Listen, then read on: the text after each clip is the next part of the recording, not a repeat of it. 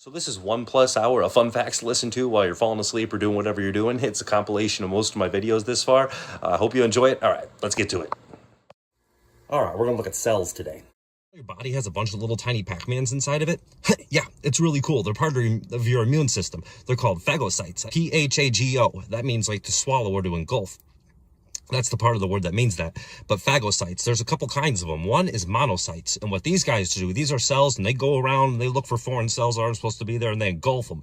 But after they swallow and engulf the cell and destroy it, then they die. And you've probably actually seen these on your body because dead monocytes are what pus is made of. But there's another kind of monocyte that, I'm not a monocyte, but there's another kind of phagocyte called a macrophage. And what these guys do, these guys go floating around your blood, and they're in certain parts of your body too. And when they see a foreign cell, they stick out their cytoplasmic arms and they grab it. And then they swallow it and engulf it. And then they take part of that foreign cell that they engulfed and they stick it on their cell membrane like a trophy. And they start waving that, and it's like waving the trophy around.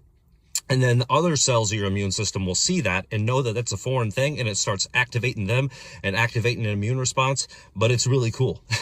So that's like little Pac-Mans inside of your body that are waving around trophies, monocytes and macrophages. So what is a natural killer cell? It's this really cool cell that's part of your immune system in your body.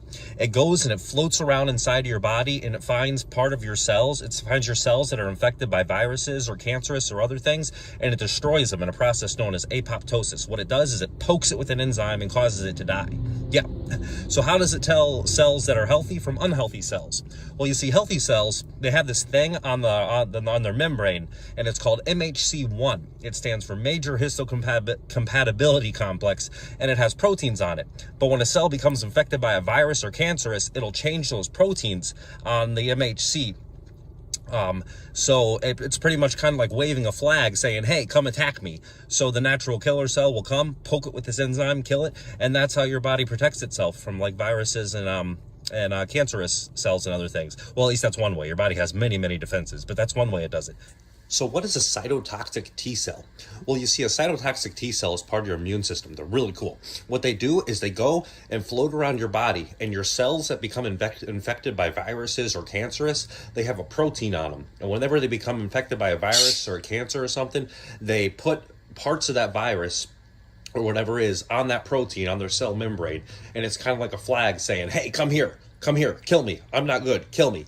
And what the cytotoxic T cell will do, it'll come by and it sees that, and it comes in and it destroys it by poking a hole in it, and it causes apoptosis, which is cell death.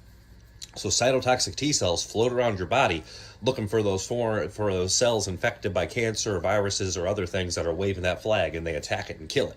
Now you say, that sounds a lot like a natural killer cell. You see, the difference between the two, there's many different things, but one different thing is natural killer cells are less specific. They can attack many different things, whereas cytotoxic T cells, they can only attack very specific things.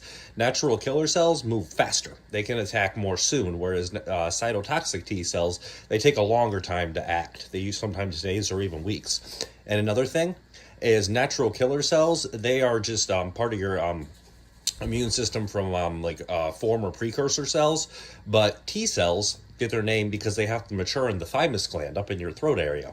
But that's a couple differences between cytotoxic T cells and natural killer cells. They're similar, but they're different. But they're both a really cool part of your immune system. What is a B cell? You see, a B cell is a really, really cool part of your immune system. It's the part that makes you so you can't get infected by the same virus twice. Although technically you can, but it's a lot harder.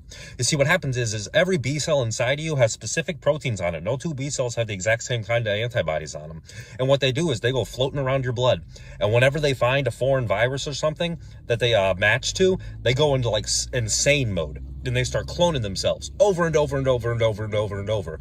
And a lot of those B cells become effector cells, and they start producing antibodies at up to 2,000 per second. Yeah, they just start pumping out antibodies to attack that virus or that foreign thing in your body. But some other B cells that are cloned, they don't directly attack. They become what's called memory B cells. And these guys remember that virus, so the next time it comes into your body's prepared for it. Yeah, but that's what B cells do. This is why red blood cells are so cool. You see, whenever they're a little baby red blood cell, they have a bunch of ribosomes, and ribosomes are the organelle of the cell that start producing proteins like crazy, and they start producing a bunch of hemoglobin. because hemoglobin's so important, and they just keep pumping out hemoglobin. And as the red blood cell gets older, it takes all its other organelles and it throws them out like a sailor, like dumping water over the side to make room for so the ship doesn't sink. The red blood cell, it throws all its organelles out to make more room for hemoglobin. And even a mature red blood cell, if not accounting for water, is about 97% hemoglobin. That's a lot of hemoglobin. And what's really cool is each red blood cell has about 250 million molecules of hemoglobin, and each hemoglobin has 4 irons, and each iron combined in oxygen. So that means each little red blood cell combined about 1 billion molecules of oxygen. Yeah, that's really cool. And because they throw out all the other organelles, they have a biconcave shape, which means they're little curved in on each side, so they kind of look like a frisbee kind of, and that increases the surface area so they can really bind a lot of oxygen. They're like the transport system. They're like a public transport system for oxygen in your body. And because they don't have a lot of organelles, they don't even have a nucleus. They can just hold on to boatloads of oxygen and bring it to your cells. But because of that, they can't repair their cell wall, and when they have to squeeze into little tiny capillaries, they often the cell wall gets damaged over time, so they don't live a super long time. They only live about 120 days. But the cool thing is, even after they die, their body parts, like the parts of the cell, they get recycled. A lot of them do, at least, to other parts of the body, to like the liver, and even to make other red blood cells. So even once they die, they get recycled and reused. So it's really cool, the red blood cells. What is sickle cell anemia? Well, you see, sickle cell anemia is whenever the red blood cells aren't shaped correctly. See, a normal red blood cell is shaped like a frisbee, it's biconcave, but in sickle cell anemia, they're shaped more like a crescent moon because there's a mutation in the hemoglobin gene. You see, hemoglobin makes, there's a lot of hemoglobin in red blood cells, but the gene is incorrect in sickle cell anemia, so they're shaped more like a crescent moon. And because of that, they're stiffer and they don't flow through the arteries very well and the veins very well. So what happens whenever there's increased oxygen need is those sickle cell shaped red blood cells can clump together, and it causes decreased oxygen flow to the area that really needs it. So that can be really, really problematic, obviously. Another thing that happens is normal red blood cells live 120 days, but sickle cells only live about 20 days. So what happens is a bunch of red blood cells are dying, and the spleen normally recycles red blood cells. But because so many of them are dying, because they only live 20 days, the spleen gets overtaxed. And the spleen plays a role in the immune system, so it hampers the immune system. And when red blood cells die, they also release bilirubin. So a bunch of excess bilirubin gets in the body, and that causes jaundice. So that's a couple complications of sickle cell anemia. And anything that causes increased oxygen need or stresses the body can make sickle cell anemia worse. Like things like really strenuous exercise, or things like really cold temperatures, or high amounts of stress, or elevation because there's less oxygen higher up in the air. There's less pressure of oxygen. All those things can make sickle cell anemia worse and lead to a crisis. And remember, this is just a simplified explanation. It's a lot more complex than this, but this is just a couple components of sickle cell anemia. Actually, one of my subscribers gave me the idea to make a video on it, so that's what I made a video on. I hope this increases awareness for it. It's a glial cell. You see, it's a group of cells in your nervous system. They're really cool. The neurons, everyone knows about neurons, but neurons wouldn't be anything without the glial cells. These guys are in the background doing a bunch of work. They actually outnumber your neurons 10 to 1, and they make up like 50% of the mass of your brain as glial cells. But anyways, there's different kinds. One's called an astrocyte, and it kind of looks like a star, and this helps the neurons communicate with capillaries and like exchanges materials between them. Another one's called an oligodendrocyte, and that creates the myelin sheath around the nerve, and that allows electric impulses to travel really fast. Another one is called an ependymal cell, and that one creates the cerebral spinal fluid. And then there's another one called a microglial cell, and that guy's like the protectory for your neurons. It protects it from like foreign invaders and things like that. And then the glial cells in your peripheral nervous system are Schwann cells, which those are provide the myelin sheath around the neurons and allow electric signals to travel really fast. And the peripheral nervous system. And then there's also satellite cells, and they surround and protect your neurons in the peripheral nervous system. So glial cells are like the people in the background stage whenever neurons take the center stage, but the glial cells are the backstage helping the neurons, do what they need to do. They're really cool little guys in your nervous system. There it is. We looked at immune cells, parts of the immune system, red blood cells, sickle cell anemia, and the glial cells, which are part of the nervous system that help support your neurons. All right, in this video, we're going to learn all about the nervous system, so you can just listen to this while you're doing whatever or whatever you want. So let's get to it. All right, the first thing is a neuron. What is a neuron? Well, you see, a neuron is a nerve cell, and it has a body and a tail called an axon. And what it does is it sends electrical impulses down that tail to another neuron, and then that other neuron will send the electrical impulse down, and it's a really cool process. You see what happens? How does it happen though? Normally the inside of your neuron is negatively charged, and normally its resting membrane potential is negative 70 millivolts. So the inside of the cell is normally negatively charged, and it's because there's this thing called the sodium-potassium pump, and for every two potassiums that go in the cell, 3 sodiums get pumped out. So the overall charge inside of the cell is negative.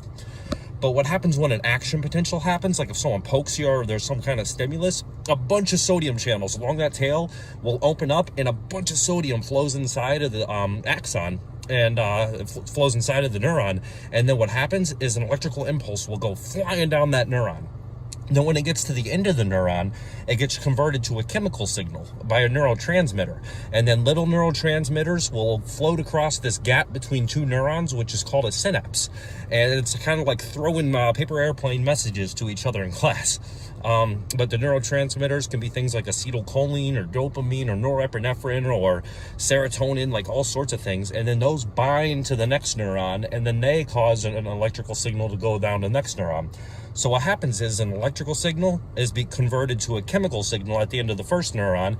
Then that chemical signal in neurotransmitters gets crossed across the bridge between two neurons called the synapse, the opening gap. And then the next neuron gets to take that signal and send it on to the next neuron. So it's pretty cool. But how does that electric travel so fast? Well, it does it through this process called saltatory conduction. You see, that comes from a Latin word meaning to jump. But what happens is because your neurons, they're surrounded with this fatty substance called myelin, and there's these like chunks of myelin along your neurons, and there's little gaps between them called nodes of Ranvier. And what happens is the electrical impulse gets to jump from node to node, so it doesn't have to travel directly down your neuron. It's like how if someone's swimming straight or someone's skipping a rock, the skipping rock will move a lot faster than the person swimming straight. And that's how it is in your neurons. That's how electrical impulses can travel so fast. Like whenever something pokes you, that's how you feel it immediately, which is pretty cool. So now we're going to talk about reflexes. So, like when you put your hand on a hot stove and immediately your arm just goes flying off of it. Well, why is that? Why do you not have to tell your arm to get off the hot stove? It just does it automatically. It's because the sensory impulse travels up your arm to your spinal cord, and it doesn't even go up to your brain. It goes right back out your spinal cord to your motor neurons and tells your muscles to flex and get off the hot stove. So that's why a reflex arc, when it happens automatically because it doesn't even go up to your brain. Now the sensation of pain will travel up to your brain, but the reflex arc goes right through your spinal cord back out to your motor neurons. That's why it happens automatically. It's pretty cool stuff. Now we're going to learn about the autonomic nervous system. You see, this is part of your nervous system that happens automatically, like you don't think about it. Like whenever you're really nervous, or if like there's a dog chasing you, your heart rate will increase, and your muscles will get more blood flow, and your breathing rate will increase, your respiratory rate will increase. But why is this? It's because of the autonomic nervous system. You see, the sympathetic nervous system is your fight or flight nervous system. Whenever that one's activated, like whenever there's a dog chasing you, or when you're really nervous or anxious, it'll decrease blood flow to your stomach because you don't want to be digesting food when you need to be running away from a dog. And it'll increase blood flow to your muscles. It'll increase your heart rate, increase your respiration rate. It causes pupil dilation, allows you to see better, things like that. Whereas this parasympathetic nervous system is the rest or digest branch of the autonomic nervous system. It's the one that gets activated after you eat a big meal, so it'll increase blood flow to your stomach. It'll cause pupillary constriction. It'll decrease blood flow to the muscles and things like that.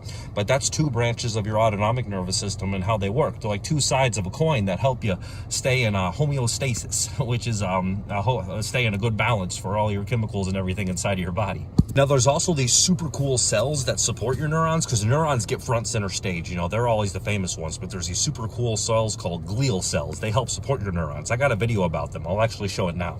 This is a glial cell. You see, it's a group of cells in your nervous system. They're really cool. The neurons, you know, everyone knows about neurons, but neurons wouldn't be anything without the glial cells. These guys are in the background doing a bunch of work. They actually outnumber your neurons 10 to 1, and they make up like 50% of the mass of your brain as glial cells. But anyways, there's different kinds. One's called an astrocyte, and it kind of looks like a star, and this helps the neurons communicate with capillaries and like exchanges materials between them. Another one's called an oligodendrocyte, and that creates the myelin sheath around the nerve, and that allows electric impulses to travel really fast. Another one is called an ependymal cell, and that one creates the cerebral spinal fluid. And then there's another one called a microglial cell, and that guy's like the protector of your neurons. It protects it from like foreign invaders and things like that.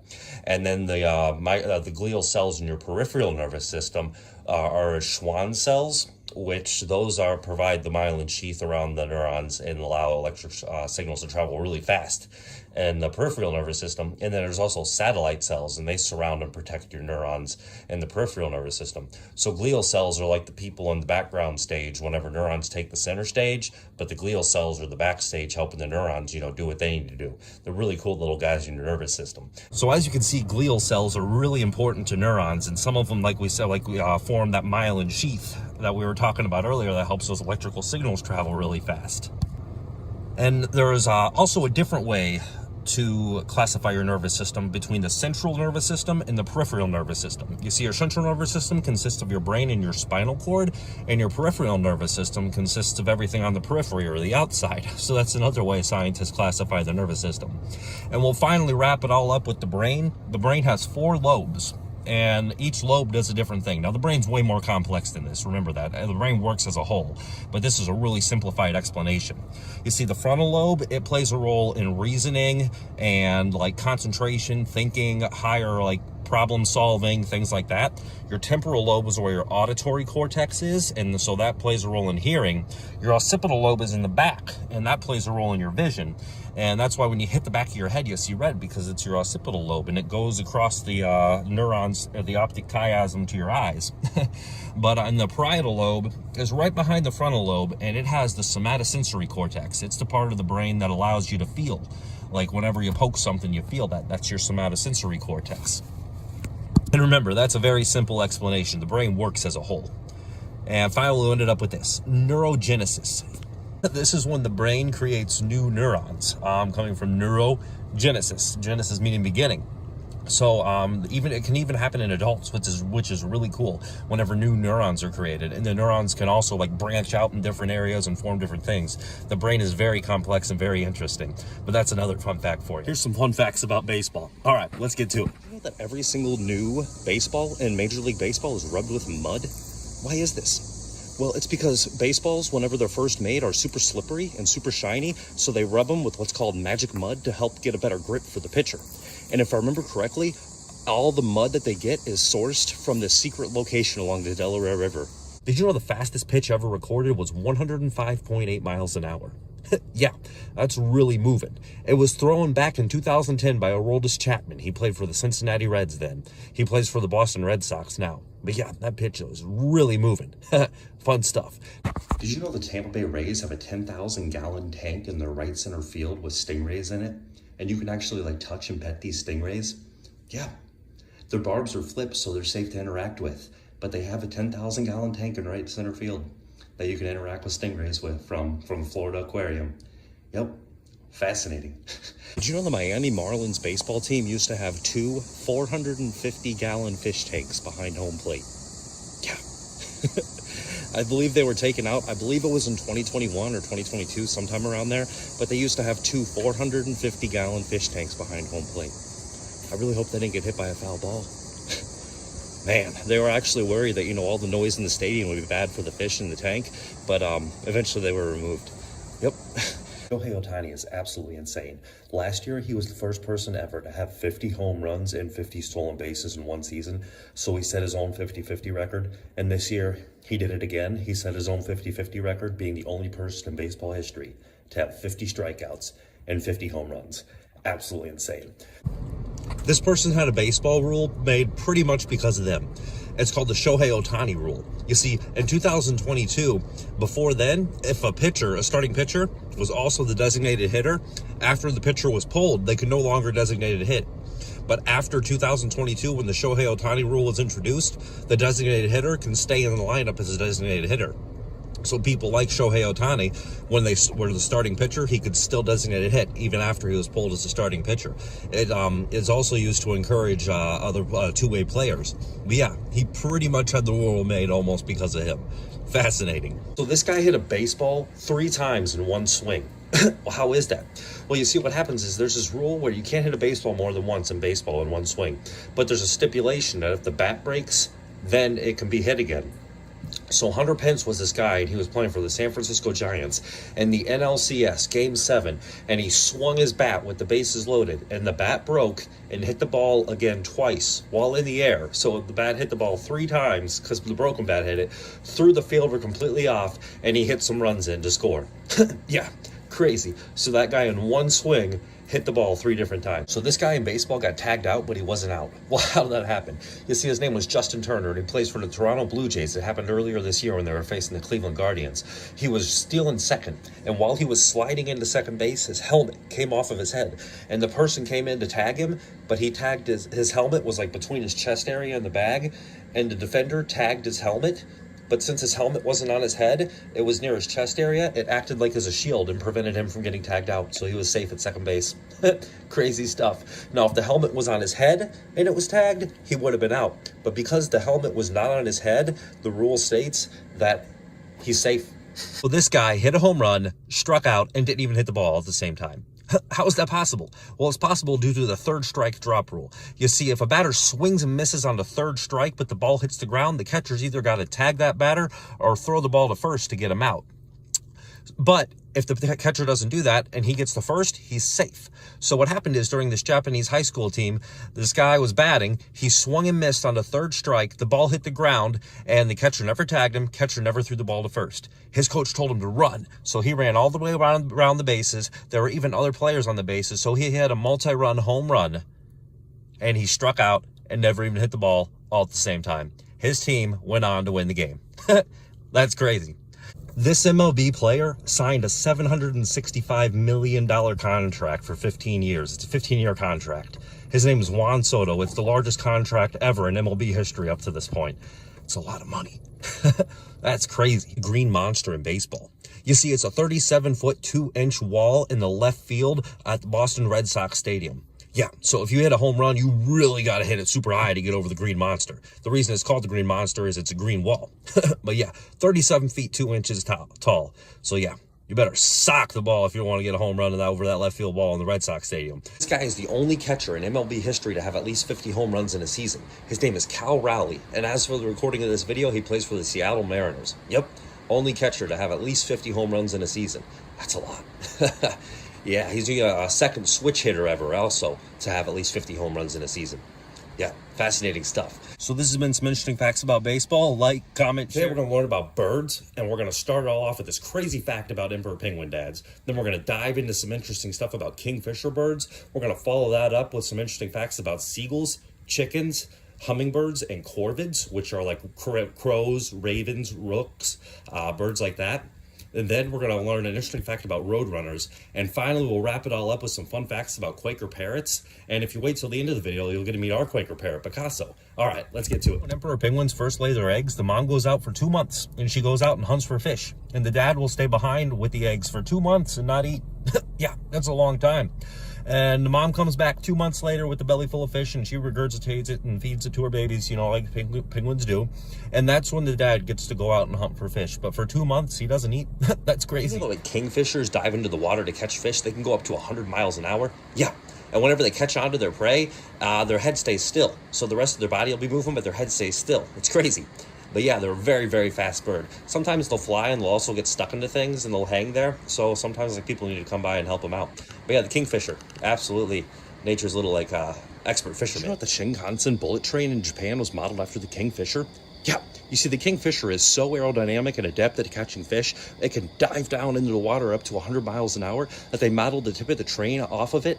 And so whenever the train enters and exits tunnels, it's aerodynamic so it doesn't create a huge sound wave. Yeah, it's really cool when things are based upon nature. Here's 5 fun facts you might not know about seagulls. Well, you see, number 1 is they live on every continent, even Antarctica, which is crazy. Yeah, so they're really, really hardy birds. Number 2 is they eat about anything. They eat nuts, they eat rodents, they eat fruits, they eat crabs, they even eat trash, which is kind of sad. There's been plastic found in seagull stomachs, which is, yeah, so make sure to throw away trash.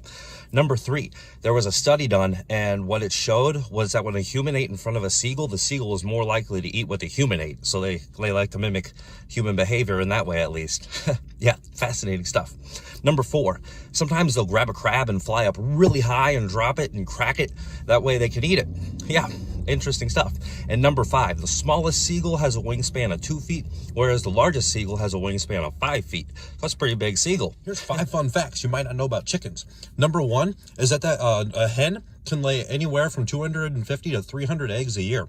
That's a lot of eggs. Number 2, eggs can be white, but chicken eggs can also be like green or even blue or in different colors too. Number 3, they have a pecking order where like the alpha male chicken leads the flock and gets a specific place to rest and things like that. So yeah. Number 4, they have like over 30 different sounds they make that mean different things. Like some of them mean danger, and they make other sounds that mean different things too. And number 5 is they can remember up to over 100 faces of animals and people. So they got a pretty good memory. There's been 5 fun facts about chickens. Here's 5 fun facts you might not know about hummingbirds. Well, you see, number 1 is they can visit up to 1,000 flowers a day, sometimes even more flowers. So they visit a lot of flowers a day. They're really important for pollinating flowers and things like that. Number 2 is their nests are really, really tiny. They're about the size of a golf ball, and their eggs are like the size of a jelly bean. It's interesting. Number 3, the way they build their nests is they actually use spider silk to help keep them together. That's one of the ways they help keep their nests together. Number 4, when they're flying, their heart rate can reach up to 1,200 beats a minute. So really, really fast. And number 5, whenever they sleep, they go into this, some hummingbirds at least, they go into a state of torpor, which is like a really, really slow metabolism, and they almost look dead. But yeah, that's some hummingbirds sleep that way. Did you know that hummingbirds can feed every 10 to 15 minutes? Yes, they have like super fast metabolisms. So they feed every 10 to 15 minutes, and they will eat 2 to 3 times their body weight in nectar and insects in a day. Yeah, crazy. It's because they spend so much energy flying. And they can also, on really, really cold nights, enter a state of torpor, which is whenever they have a decreased body temperature and metabolism, so it helps them survive the cold night. Yeah, fascinating little hummingbird. You know the hummingbirds have a tongue that is twice as long as their beak? Yes, you see, whenever they stick out their tongue, it goes out and it has these little hairs on it that suck up nectar and things like that. And whenever it goes back into their mouth, it literally like wraps around their skull. So yes, their tongue is twice as long as their beak, and it like wraps around their skull when it goes back inside of their beak. Here's some interesting facts you might not know about corvids. You see, what is a corvid? A corvid is a bird family, and it includes like crows, rooks, ravens, jays, other things like that. But they're very, very, very smart. Some crows have been shown to be as smart as 7-year-olds. Like if you take a treat and put it in a tube of water, scientists found out that the crow will take heavy objects like that'll displace the water, and they won't take the objects that won't displace the water, and they'll take the objects and put them in the water, so the treat keeps floating up and up and up and up and up, and they'll get the treat. And crows have also, not crows, but ravens, they have also been shown to interact with wolf pups. Like they'll play with sticks and play tug of war, and they've even acted in a symbiotic relationship with them. The wolves will hunt for food, and the ravens will help them find it, and then the ravens get the leftovers. It's really fascinating. And brain to body size ratio is how intelligence is found. And crows, ravens, and other kinds of corvids and parrots are the two kinds of birds that have the highest brain to body ratio. They also have neurons that are highly densely packed, so that's also an indicator of intelligence. But crows are very, very, very smart. Absolutely. And there was another study done where a scientist put masks on, and some of them had masks, and those scientists with the first kind of mask gave the crows treats, where the scientists with the second kind of masks put the crows into cages. And then the scientist went back and flipped the masks upside down, and what the crows would do is they would turn their heads sideways so they could figure out what the mask looked like, and they would figure out if the person was either going to give them a treat or put them in a cage, and they would act accordingly. But yes, crows are highly, highly intelligent. And they can even mimic human speech as well. So there's some fascinating facts about crows, ravens, corvids. Did you know that ravens and wolves will sometimes work together? Yes. What they do is what a raven will do, they'll go scout for food, and then they'll tell the wolf where it is, and then the wolf will go hunt it, and then the ravens get the leftovers. So each of them get a mutually beneficial relationship out of it. But yes, that's crazy. Ravens and wolves will sometimes work together. Did you know that roadrunners can fly? I never knew this. But yes, I was learning the other day, and I found out that roadrunners can fly. They can't fly very well, but whenever they're like escaping from prey, they can like skitter up onto a tree and fly away. Yeah. And they can run about 20 miles an hour, which is pretty fast. And the fastest one, though, is 27 miles an hour. And another fun thing about them is their feet. They have like two things that go out on the front and two on the back, so their footprints literally make X's. Yes. That's been some fun facts about roadrunners. Here are 5 interesting facts about Quaker parrots. 1, they're native to South America, but they can also live in Europe and North America. They're wild there as well, but they originally came from South America. 2, they can live up to 30 years in captivity, but their average lifespan is 15 to 20 years. 3, they are one of only 2 parrot species, along with some lovebirds, out of all the parrots that build nests. Cliff parakeets, monk parakeets, and some lovebirds are the only parrots that build nests. 4, they're called monk parakeets or Quaker parrots because their gray underbelly reminds people of the gray hoods that monks wore or the gray clothing of Quakers. And 5, they're actually illegal to own in some U.S. states. Did you know that Quaker parrots or monk parakeets, little guy right there, are actually illegal in some states? Why is this? Well, it's because they're an invasive species, so they can mess up the ecosystem, and they also build really big nests. So sometimes they mess up power lines and crops and things like that. And one of the minor reasons as well is they can also spread certain diseases, but that's not the major reason why they're illegal in some states. But the states that they're illegal in, you can't own one of those little guys. They're illegal in California, Connecticut, Georgia, Hawaii, Kentucky, Pennsylvania, Rhode Island, Tennessee, Wyoming, and unless they were born before 1990, they're also illegal in Colorado. This is Picasso. Oh, he just gave me a kiss. Thank you. Yes, he is a Quaker parrot. They can be green, dark green, light green, yellow. Some are the most common ones are dark green, but this is Picasso. You can see he's an opaline blue. He loves it when we sing Head, Shoulders, Knees, and Toes. It's his favorite song. He's hiding behind. You won't crawl over there now. He gives kisses. What else does he do? He likes to sing the baby part to Baby Shark. But yeah, he's quite the card. He pops in on my videos sometimes. You'll see him in the background. He's great though. My wife and I love him. He's like our little, our little feather baby, we call him. But that's Picasso. Everyone was commenting about you the other day. Yep, Everyone was commenting about you. They love you.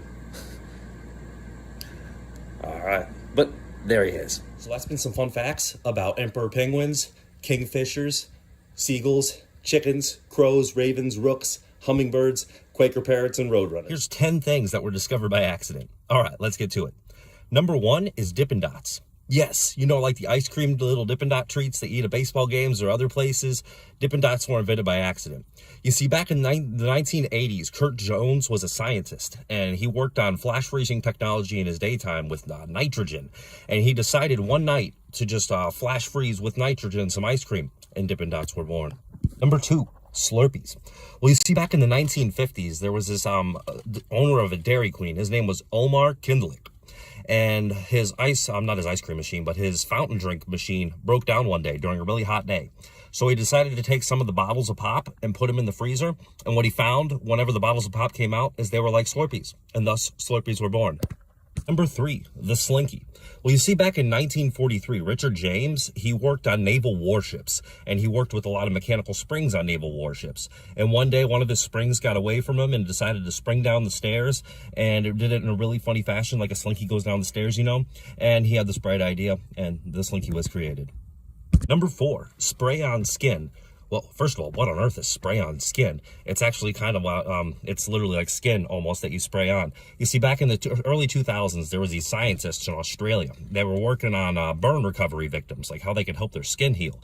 And what they did is they found out if they took skin cells and mixed them with the polymer, they could spray it on and it would help the wound heal faster. So it was almost like spray on skin. Interesting stuff. Number 5, radiation. Well, you see, what happened was back in 1890, it was either 1885 or 1896, there was this French scientist. His name was Henry Becquerel, and he was working with trying to figure out how sunlight affected different objects. But it was a cloudy day, so he had to put all his stuff away. And what he found is some of his things he was using was uranium salts, and he stored them next to a photo, and when he came back, the photo was exposed. And there you go. That's how radiation was discovered. 6, Botox. Well, you see, in the 1980s, there was this doctor. His name was Alan Scott, and he was an optometrist. And what he would do is he was trying to figure out with his patients how to help them with uncontrollable blinking and crossing eye movements. So he used botulinum toxin or Botox to help him with that. And some other doctors use this as well. And what they found out is whenever they treated the patients for the eye crossing or the uncontrollable eye blinking, their wrinkles went away too. And there you go. Botox was made. Number 7, matches. Well, you see, in 1826, there was this chemist named John Walker. He was from England. And what he was doing, he was working with all sorts of chemicals, just trying to figure stuff out. And what he did one day is he took some of these chemicals and put them on a stick, and he scraped the stick against his hearth of his fireplace. And what he found is he created fire. And there you go. That's how the match was created. Number 8, the smoke detector. What happened back in 1930, there was this guy named Walter Jaeger, and what he was trying to do, he was trying to make a machine that could detect poisonous gases. But what he found out was every time he lit a cigarette, it would set the machine off. And there they go. The smoke detector was created. Number 9, the pacemaker. Well, you see, what happened back in the 1930s again, there was this guy named Edgar Rice, and he was working in a factory, and there was a relay switch that was malfunctioning in the factory, and it kept going like tick, tick, tick, tick, tick, tick, tick. And what he noticed is it ticked, and it sounded a lot like a heartbeat. So he decided to go on, and the idea of the pacemaker was born. Number 10, X-rays. Well, what happened back in 1895 is there was this German physicist. He was working with a cathode ray. And what he noticed is there was this fluorescent screen on like the other side of the room when he was working, and that fluorescent screen started glowing. And he went on and did some more research and discovered X-rays. And the reason he called them X-rays was because he didn't know what kind of ray it was. So it was literally just like X, like a blank space, like X-rays. That's why they're called X-rays now. So he really modernized, modern medicine and things like that. So this has been 10 things that were discovered by accident. 5 heartwarming stories about animals. All right, let's get to it. Well, the first one has to do with crows. You see, there's this little girl named Gabby. She was from Seattle, Washington. And one day she dropped a chicken nugget on the ground and a crow swooped down and ate it. And Gabby's kind of clumsy, so another day she accidentally drops a piece of bread on the ground and the crow swoops down and eats it. And Gabby loves this. So when Gabby goes to school, she gives some of her lunch to the crows every day. And her mom catches wind of this, figures out, that Gabby's giving her food to the crows. And the mom says, all right, you can't do that anymore, but we'll get the crows their own food. So the mom buys the crows peanuts and dog food, and each day they go back in their backyard, and they have a bird feeder there. Not a bird feeder, but a bird bath and a little place that they put the peanuts and everything. And the crows just love it. They come and eat every day. At least multiple. They come and eat all the time. And eventually one time, Gabby goes back there, and she finds this little shiny earring, and Gabby's just convinced that the crows have brought her this earring, and the mom's not fully, convinced of this. So over time, more things appear, like a hinge and a marble, so the mom decides to get a camera to look out back, and lo and behold, the crows are actually returning little gifts because of, the peanuts and the food that they get. That's not the craziest part, though. The craziest part is about a year later, Gabby's mom, she's an amateur photographer, and there's a bald eagle in the area, so she's going to try to capture this eagle on camera. And she drives out of town, and she's so caught up in capturing this eagle on a camera that her lens cap of her camera drops on the ground. And she gets back home and is sitting out back and notices something out where they feed the birds. and she goes and looks at her camera footage, and she finds that a crow has came back with her lens cap, washed it off, and set it on the side very gently, and made sure it didn't drop, and then flew away. So these crows, one of them followed Gabby out of town, not Gabby, but Gabby's mother out of town, found the lens cap, saw that she dropped it, went down there, swooped it, picked it up, and returned it back to him. Yeah. So the crows have pretty much just like took them on as their own little family. And that's a little heartwarming story about Gabby and the crows. Number 2, Angela was a food writer in Atlanta. So she wrote about like restaurants and things like that. But this was during the pandemic. So she didn't have a lot of work to do. So she was having a rough time. So what she decided to do was set up her own restaurant. But her own restaurant had one client that was a chipmunk. She would cook little tiny meals, like little tortillas and little everything, and feed it to this chipmunk. And the chipmunk would come there every time Angela fed a meal, and it would just gobble up that meal, get a big old cheek full for later, and run away. Yes. And one day the chipmunk even brought back a little thing of leaves. So Angela said, you know, that was her tip for feeding the chipmunk. But there you go. Angela feeding the chipmunk. That's number 2. Number 3. You see, there was this dog in Colorado. His name was Dexter. And Dexter, when he was a little puppy, he had a rough time. He ran out into the road and got hit by a car. Ended up losing one of his front legs, and his other front leg was badly damaged. It was a bum leg. So he ended up having to be in a wheelchair for a while, and it just wasn't going well. But anyways, one day his owner is on the front porch with Dexter, and Dexter's at the bottom of the porch, and his owner goes inside. And she comes back outside and sees that Dexter's up at the top of the porch. She wonders, how's he get up top of the porch? Because, you know, he's got a bum leg. He can't get up those stairs. So she puts him back at the bottom of the stairs, opens up her phone and records it, and tries to see how Dexter got up the stairs. And Dexter gets on his back legs like a human and just walks right up the stairs. Yeah. And that's what Dexter does. Dexter's a dog with 2 bum front legs, but he doesn't let it stop him. He walks up and walks like a human. He goes around places like a human, and he just keeps persevering no matter what. There's number 3, Dexter the dog. Number 4, there was this guy named Chris. He was a 19-year-old who lived in Minneapolis, and he would wash cars for a Subaru dealership. And one time these cops are driving by, and they see this kid, Chris. He's out, and he's giving CPR to something on the side of the road, and the cops just can't believe their eyes. What's happening? And lo and behold, Chris is giving a squirrel CPR. And he's giving the CPR to the squirrel and giving the squirrel CPR, and the squirrel's just not coming back. So he decides to give up, and they call it, and the poor squirrel's dead. And about a minute later, that squirrel pops up and flies off, and he lived. It's absolutely crazy. And Chris says, you know, a life's a life, no matter what, even if it's an animal. And Chris eventually wants to go into the medical field, so that'd be perfect for him. But that's the heartwarming story of how Chris literally gave CPR to a squirrel and probably helped save his life. That's number 4. And number 5 is about Blossom the goose. You see, Blossom the goose used to have a husband, and her husband passed away. And they used to live near a funeral home, and Blossom the goose was just very, very sad. She would go look at her reflection in the window or on gravestones or things like that because she just wanted some form of company. So one of the people that worked at the funeral home decided she had this crazy idea. She put Blossom the goose out there on the internet, and she made up this funny story about how, you know, Blossom the goose was this great goose just looking for a partner, and how she loved all sorts of shenanigans. So she pretty much put Blossom the goose out on a dating website looking for a male goose. And lo and behold, there were 2 people who had a goose that was a bachelor, and they decided to, you know, set him up with Blossom. So Blossom the goose meets Gary the goose, and they just hit it off. And they go spend time together, and Blossom the goose and Gary the goose are now pretty much inseparable. So that's the story of how Blossom the goose lost her husband, was sad as all get out, and then someone decided to put Blossom the goose on a dating website, and she found a new mate. Hello from the future. The male goose's name is Frankie. It's Blossom and Frankie, not Blossom and Gary. My bad. Crazy stuff. This has been 5 fun stories that are heartwarming about animals. Here's some fun facts about the ocean and its animals while you can listen to while you're doing whatever you want. Let's get to it. We see there's this shark called the Greenland shark. It's the oldest vertebrate in all the earth. This guy can live to be up to 500 years old, and they're the only shark known to live in the Arctic Ocean, so they can live in really, really cold temperatures as well.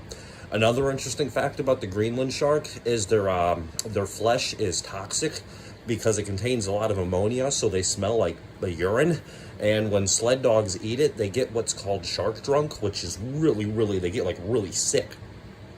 So yeah, that's about the Greenland shark. Another thing though is they have these parasites that attach onto their eyes, and it's really weird. So most Greenland sharks are pretty much blind, and they move really slow too. So they're really a unique shark. Old shark, but a very unique kind of shark. Now, great white sharks, on the other hand, those guys, like everybody knows great white sharks. They're the ones that are all in the movies and everything. But baby great white sharks are actually born ready to hunt. Like they're born, then they know how to hunt. Crazy stuff. Whereas a hammerhead shark, have you ever wondered like why their head is shaped like a hammer? Well, it's because they have all sorts of these electroreceptors inside of their head called ampullae of Lorenzini. And what they do is they help them detect electrical fields. Oh, hi, Picasso. That's my bird. They help them detect all sorts of electrical fields to help them detect their enemies. And the way their head is shaped allows them to go up and down really fast because most of their prey they hunt is on the bottom of the ocean floor. So it allows them to be able to catch their prey and really move quickly. They're not good at swimming long distances because that creates a lot of drag, their big head, but they're very good at moving up and down very fast, so they can catch the prey on the ocean floor. So that's a little interesting fact about hammerhead sharks. Now, there's also this thing called the blue ring octopus. It's one of the most deadly octopi in all the world. It has its venom can kill up to 26 human adults. Yeah, really venomous octopus. And there's this jellyfish, also known as what is it known as? The lion's mane jellyfish. He's a big guy. This guy has tentacles. They're called the lion's mane jellyfish because it kind of looks like a lion's mane, and its tentacles can reach up to 120 feet long. A blue whale is 90 feet long, so its tentacles can be longer than a blue whale. It's crazy. Really big jellyfish. Interesting stuff, though. But about jellyfish, there's this thing called Portuguese man-o'-war, and it kind of looks like a jellyfish, but it's not a jellyfish. It's a big old colony of these things called zooids, and they all live together and form this thing called a Portuguese man-o'-war, but it can still sting like a jellyfish, and when it stings, it creates like this mark on your skin that looks like a lightning bolt. So it's really weird. It's called the Portuguese man-o'-war. Now, some other interesting things, though. In stingrays, the way they sting is they actually don't sting from their tail. Their barb is actually at the base of their tail. And what they do is whenever they sting, the barb will stick into their prey. And there's like these little cells that rip off whenever the barb comes out because the barb is serrated and it releases venom. And that's how a stingray stings. There's horseshoe crabs and octopi are also really cool because they have blue blood. Yes. See, us humans, we have red blood because there's a component in our blood, the hemoglobin, it binds to iron. And when iron reacts with oxygen, it turns red. But octopi and horseshoe crabs, instead of iron in their blood, they have a component called hemocyanin that has copper. And when copper binds to oxygen, it turns blue. So they have blue blood. It's really interesting. Side note, humans' blood is never blue. The reason your veins look blue is because the light shifts as it's going through your skin. The rays bend. But yeah, interesting stuff. And then another crazy thing is about seahorses. Now, seahorses are one of the only species where the male carries the babies. A lot of people know that. But seahorses, another interesting thing, they don't have a stomach. So they have to eat very often. And they do this really interesting thing called pivot feeding. Like when they eat, they whip their head around really fast, and like their snout is shaped in a way where it doesn't cause a lot of water movement, so their prey can't even sense them coming. And they suction them right up. It's called pivot feeding. And then their armor as well, it's flexible, and it's shaped like in a square shape. And it's flexible, so when they get bit, their armor doesn't like crack and break. It like collapses in on itself so they can get away from prey easier. We're actually trying to make collapsible armor based upon the seahorse. But that's interesting stuff. Hello from the future. Something I forgot to mention about seahorses is they have an over 90% success rate whenever they hunt. So that means out of 100 times when they hunt, over 90 times they're going to catch their prey. That's crazy. By comparison, a great white shark has about a 55% success rate. So yeah, seahorses are insane little creatures. And then there's this other thing called the slime fish, or the hag eel, or the hagfish or the slime eel. Yeah, the hagfish or the slime eel. It's a really crazy guy. What this guy does is whenever you bite it, it has this stuff inside of it that, like, whenever it comes in contact with water, expands, and it pretty much anything that bites it, it just dies because it gets so blown up and expanded with the stuff from the hagfish. Yeah. The ocean is really, really fascinating. Yeah, interesting stuff. And anglerfish. We'll end up with anglerfish. Anglerfish have this thing, the thing on the front of their that like points out. It's called an esca, and what it does, the thing that glows, how it glows is it has bioluminescent bacteria in it, which is pretty cool. And the anglerfish provides a home for the bacteria to live, and the bacteria in return glow to help lure prey to the anglerfish. And the anglerfish can even make it glow in certain ways, so it reflects light outward more, so the prey that's coming to it can't see the anglerfish. And anglerfish can also, some of them can blend in so well to their environment down in the deep that they're pretty much invisible. Yeah, crazy stuff. Here's some fun facts about insects. Let's get to it. What is the difference between a cricket and a grasshopper? One of the differences is the length of their antenna. Grasshoppers have shorter antenna, whereas crickets have longer antenna. And grasshoppers, they have more of a raspy sound they make, whereas crickets chirp. They make that the more high-pitched noise. And crickets make noise by rubbing their wings together, whereas grasshoppers make noise by rubbing their legs together. So, there's a couple differences between crickets and grasshoppers. What is a beehive fence used for? It's used to help herd elephants. You see, what happens is since elephants are so big, you have to have a certain way to herd them. So people will build fences and they'll put beehives on them. And elephants get really, really scared of the bees because when they run into the fence, the bees will sting them. And I know this sounds really mean, but the reason we do it is because it helps keep the elephants away from populated areas and gets them back, in the wild where they belong. So that's what a beehive fence is used for. It's used to help, round up elephants. So, how do insects breathe? Well, see, what they do is they have these holes in their sides called spiracles, and there's these tubes attached to the spiracles called tracheae, and they go directly to the tissues. So insects literally breathe through little holes in their sides. They don't breathe through their mouth or nose like we do. It's fascinating. Did you know there's a butterfly with see-through wings? Yes, it's called the glass-wing butterfly, and its wings are literally translucent. They look like glass almost. It's crazy. But yeah, they're a migratory species, and they have reddish brown borders, but their wings are literally see-through. They look like a pane of glass. And they even have wax to help with glare on their wings. They have these wax-like little towers called nanopillars. But yeah, it's a butterfly. This is 10 facts you might not know about ants. Number 1, different ants have different roles. Some of them go forage for food, while others care for young, and others go attack other colonies. So different ants have different roles. 2, the different roles that ants have are based on largely based on the nutrition they receive. Ants that receive more insects grow bigger, and they have different roles because of that. 3, some ants can build bridges out of their bodies and allow other ants to crawl across them. It's like a big, huge ant bridge, so they can cross cross things. They can make ant bridges. 4, some ants actually can spit acid. The yellow crazy ant can spit formic acid out of its abdomen. Yeah, that's nuts. 5, there's approximately 20 quadrillion ants in the world. That is a lot of ants. And pretty much what it means, if you added up all those ants' weight, it would equal about 20% of the biomass of all the humans on Earth. 6, ants communicate with pheromones. And different pheromones tell different things. One pheromone might say, hey, come attack this thing. And another one might say, stay away. And another one might say, there's food over here. Or things like that. They communicate with pheromones, where they release those chemicals. 7, ants can lift, some of them can lift 5, 10, 20, even almost 100 times their body weight. They're strong. 8, forager ants can collect 20 times their body weight in 1 week. 9, there's a type of ant called the weaver ant, and they build their nests in trees, and they make it out of leaves, and they make their nest out of leaves and branches. And what they do is they use their larvae as silk, and they pretty much take their larvae and they go across the leaf edges, and their larva releases silk. So they use their larvae as hot glue guns to tie the leaves together. And 10, If a queen dies, normally the whole colony dies. They don't replace the queen. Usually what happens is, because ants are such like social insects, like the whole colony will fade. So that's been 10 interesting facts about ants. So what is a tongue-eating louse?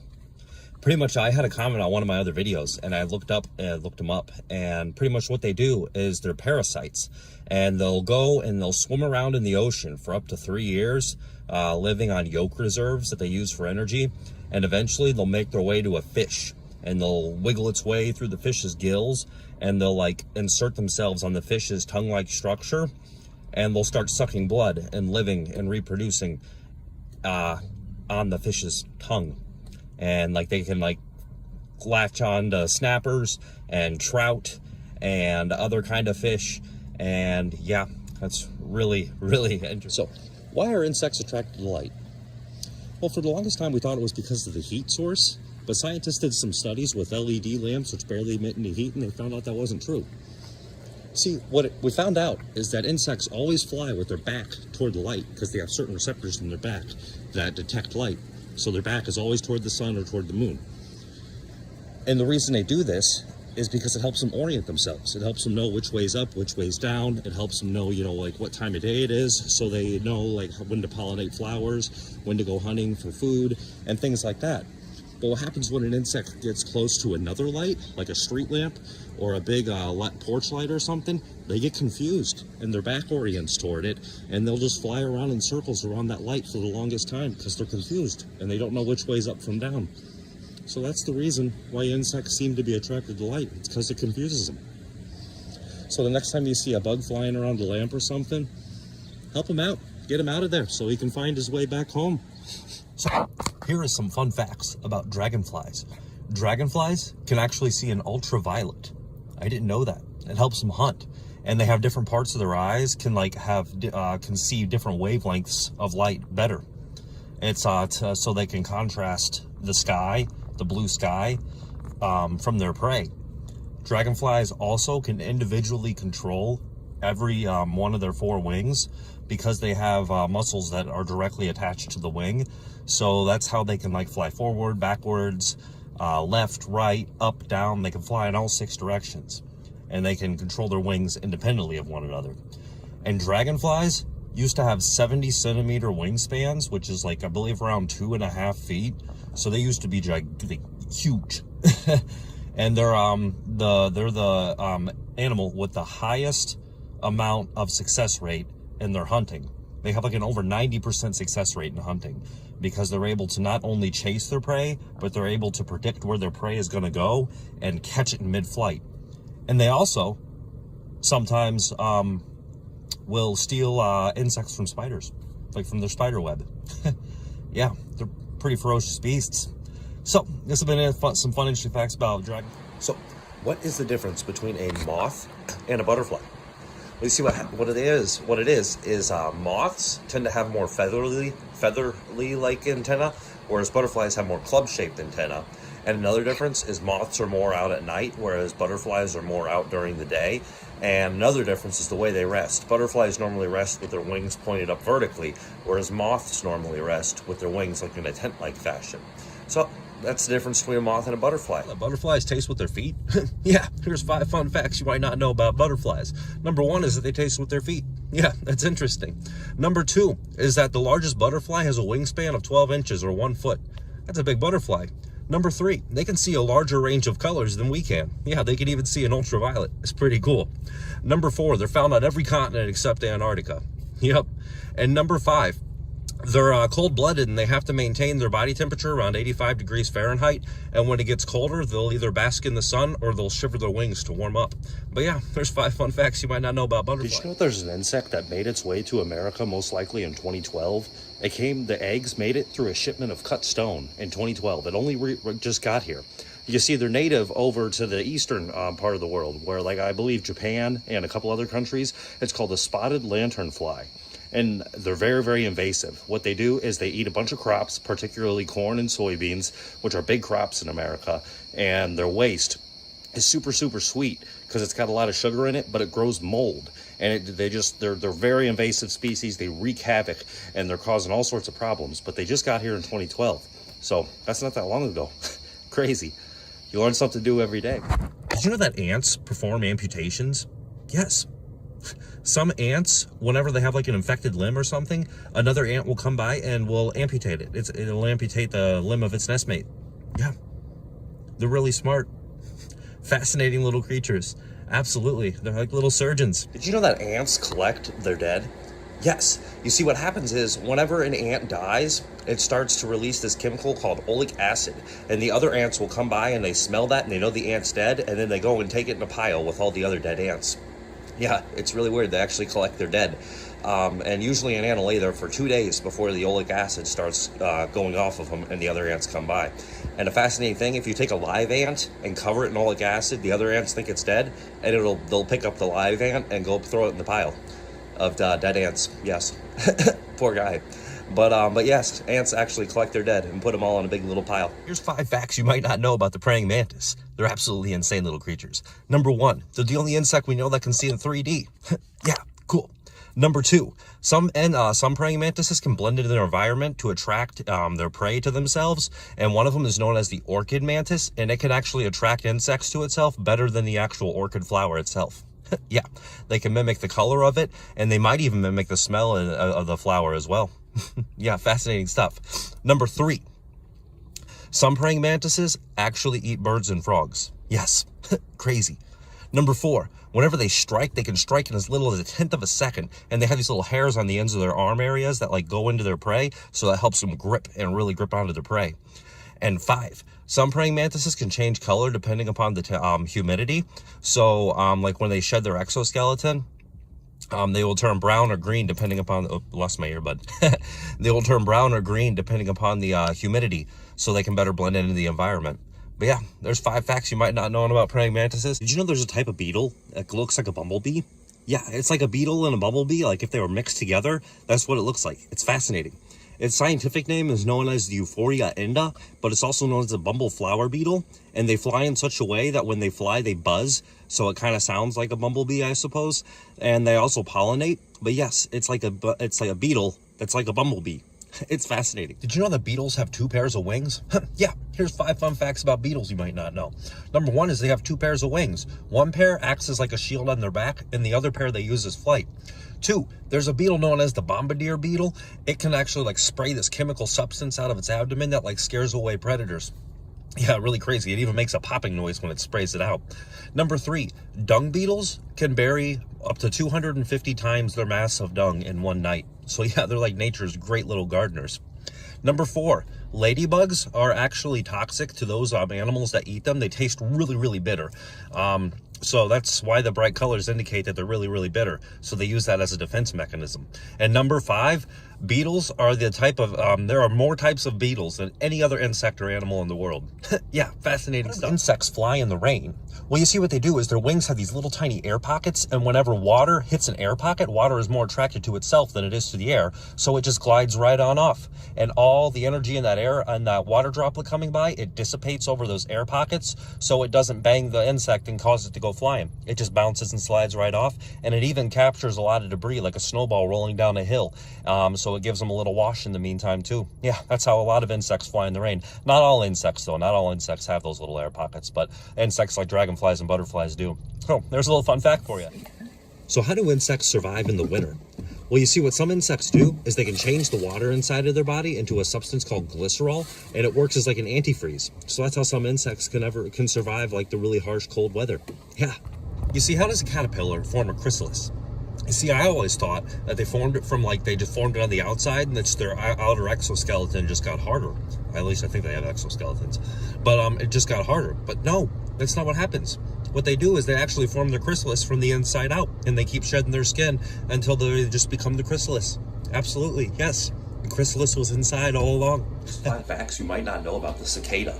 Number 1 is they come out every 13 to 17 years, certain types of cicadas, and it's due to the ground temperature. When the ground gets a certain temperature, that's how they know when they come out. But other than that, we're not quite sure how they know.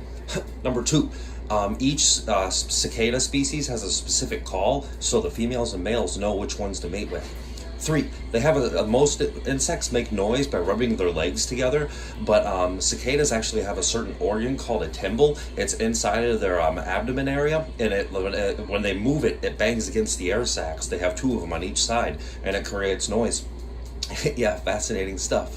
4, the females have a thing called an ovipositor, and it's an organ that is literally made of metal that they go chop out a little place in wood for their eggs, and that's where they lay their eggs in. And 5, cicadas eat this material known as xylem, and it's tree sap is a type of xylem, but it's not super rich in nutrients, but they have a bacteria inside of them that takes the xylem and allows them to have amino acids made from it. So without that bacteria inside of them, the xylem wouldn't provide them with enough nutrients, so it's a symbiotic relationship with their internal bacteria. Fascinating stuff about cicadas. Did you know that some lightning bugs are actually toxic? Yes. You see, they contain this chemical called lucibufigins, I believe is how it's pronounced. It's but it makes them taste really, really, really bad to predators. So when they eat them, they don't want to eat them because they taste really, really bad. It's because of that chemical, and it's a toxic chemical. But yes, I never knew that. And some lightning bugs are actually ones that are out during the daytime too. There are daytime lightning bugs. Not all of them are nocturnal. Yeah, but some of them are actually toxic, and there are daytime ones as well. Never knew that. 5 fun facts you might not know about crabs. Number 1 is the largest crab is known as the Japanese spider crab. This guy can have a leg span of up to over 13 feet or 4 meters. It's a big, big crab.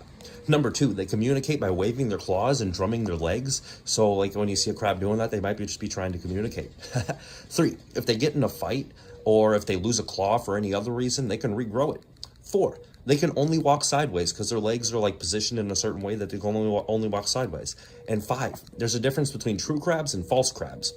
You see, some things look like crabs, but they're not actually crabs. True crabs have their antenna only between their eyes. They have 4 pairs of walking legs, not 3, and they like to hide their tail under their carapace.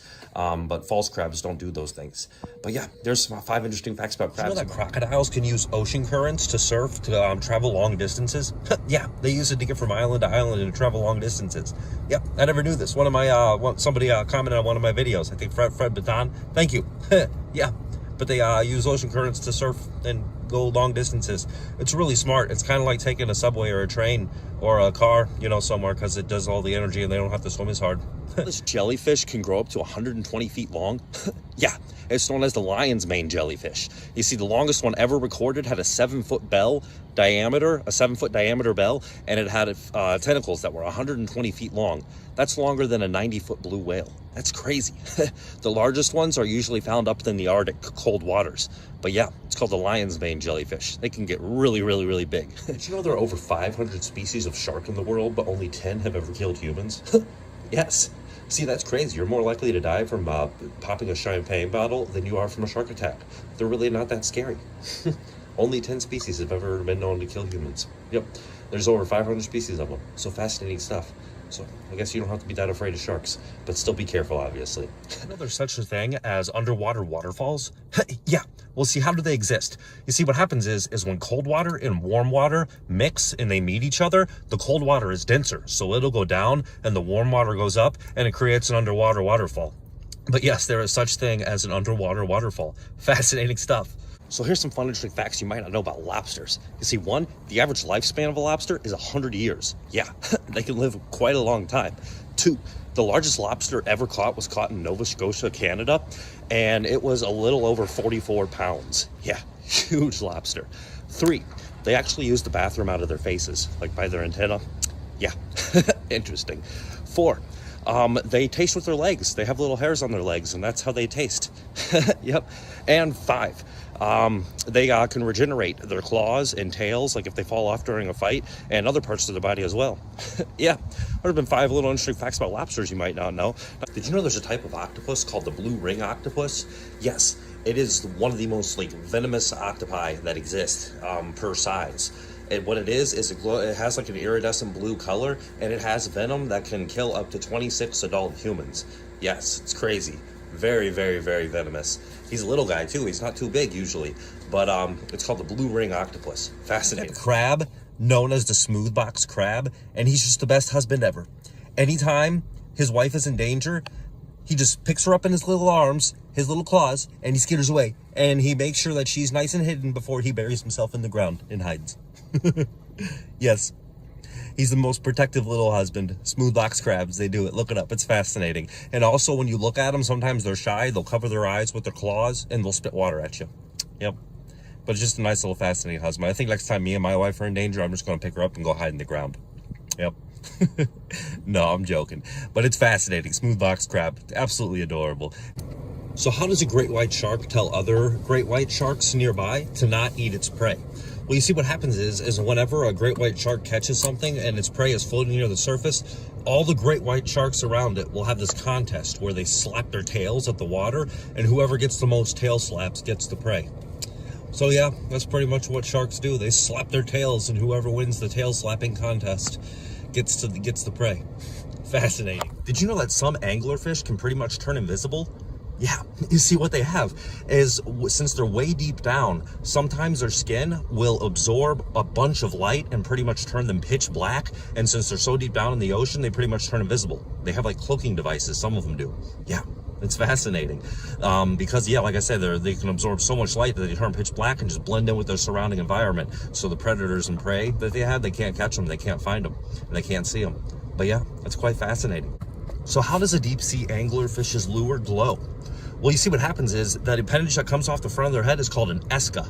And what it does is it releases chemicals that attract bacteria. And the bacteria will go inside of the tip of the esca, and the anglerfish will provide them with the nutrients and all sorts of other things they need. And in return, the bacteria are bioluminescent. So pretty much that's how the inside of a anglerfish's esca, the end of the lure, that's how it glows. It's bioluminescent bacteria. And the anglerfish even has like a way, it's almost like a mirror to like reflect how and where the light goes. That way the light doesn't reflect back upon them. So whenever they're catching prey, the prey can't see them. Yeah, but it's like a symbiotic relationship between bacteria and the anglerfish. That's how they glow. Fascinating. This is a 1+ hour of fun facts to fall asleep to or listen to while you're doing whatever. Hopefully you're asleep by now or doing whatever you're doing. And remember, this is just according to my research, may be perfect. If it isn't, let me know in the comments below. This has been Stories on the Spectrum. Like, comment, share, subscribe, do all that stuff, and thank you for your support.